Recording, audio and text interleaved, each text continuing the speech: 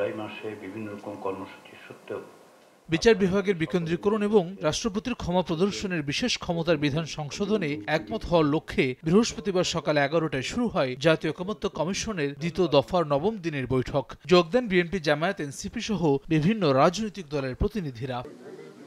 দীর্ঘ আলোচনা শেষে বিকেল 4:30টায় শেষ হয় বৈঠক। গণমাধ্যমে কথা বলেন কমিশনের সহসভাপতি অধ্যাপক আলী রিয়াজ এবং রাজনৈতিক দলের প্রতিনিধিরা। আলী রিয়াজ জানান, বিভাগীয় পর্যায়ে হাইকোর্টের স্থায়ী বেঞ্চ এবং রাষ্ট্রপতির ক্ষমা প্রদর্শনের বিধান সংশোধন করে আলাদা কমিটির বিষয়ে একমত হয়েছে সব রাজনৈতিক দল। যে কোনো দণ্ড মওকুফ, স্থগিত বা হ্রাস করিবার ক্ষমতা রাষ্ট্রপতির থাকিবে এবং আইন দ্বারা নির্ধারিত মানদণ্ড, নীতি ও পদ্ধতি অনুসরণ ক্রমে উক্ত ক্ষমতা প্রয়োগ করা হবে। হাইকোর্টের স্থায়ী বেঞ্চ বিভাগীয় পর্যায়ে স্থানান্তর প্রতিষ্ঠা করার ব্যাপারে ঐকমত্য তৈরি হয়েছে।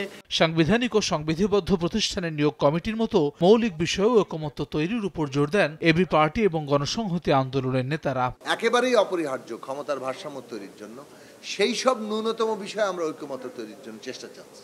শুনতে হয়তো অনেক সুন্দর শোনাচ্ছে যে আমরা একমতের জায়গায় পৌঁছতে পারছি, ক্রমান্বয়ে এগোচ্ছে, এগুলো ভালো, কিন্তু যদি মূল কেকটা না হয় তাহলে এই শুধু বিউটিফিকেশন দিয়ে খুব বেশি লাভ হবে না। জাতীয় নাগরিক পার্টির সদস্য সচিব আখতার হোসেন বলেন, বিভাগীয় পর্যায়ে হাইকোর্টের বেঞ্চ স্থাপনের মধ্য দিয়ে জনগণের দোরগোড়ায় যাবে বিচার ব্যবস্থা। অন্যদিকে রাষ্ট্রপতির ক্ষমা প্রদর্শনের ক্ষমতা অপব্যবহার হয়েছে মন্তব্য করে এ সংক্রান্ত আলাদা কমিটি করার সিদ্ধান্তে সন্তোষ জানান জামায়াতে ইসলামীর নায়েবে আমির সৈয়দ আব্দুল্লাহ মোহাম্মদ তাহের। সত্যিকার অর্থে ন্যায় বিচার প্রতিষ্ঠা করতে হলে অবশ্যই বিভাগীয় শহরগুলোতে হাইকোর্টের স্থায়ী বেঞ্চ স্থাপন করতে হবে। ব্যক্তিগতভাবে কোনো অপরাধের এগেইনস্টে যদি কোনো শাস্তি হয়, সে করলে কমিটি এবং রাষ্ট্রপতি এককভাবে ক্ষমা করতে পারবে না। ক্ষতিগ্রস্ত পরিবার, তাদের এখানে কনসেন্ট লাগবে। দ্রুত জাতীয় সনদ প্রণয়নে বিএনপি সর্বোচ্চ সহযোগিতা করছে বলে মন্তব্য করেন দলটির স্থায়ী কমিটির সদস্য সালাহউদ্দিন আহমেদ। আমরা চাই যে জাতীয় সনদ পরিণত হোক, খুব দ্রুত প্রণীত হোক।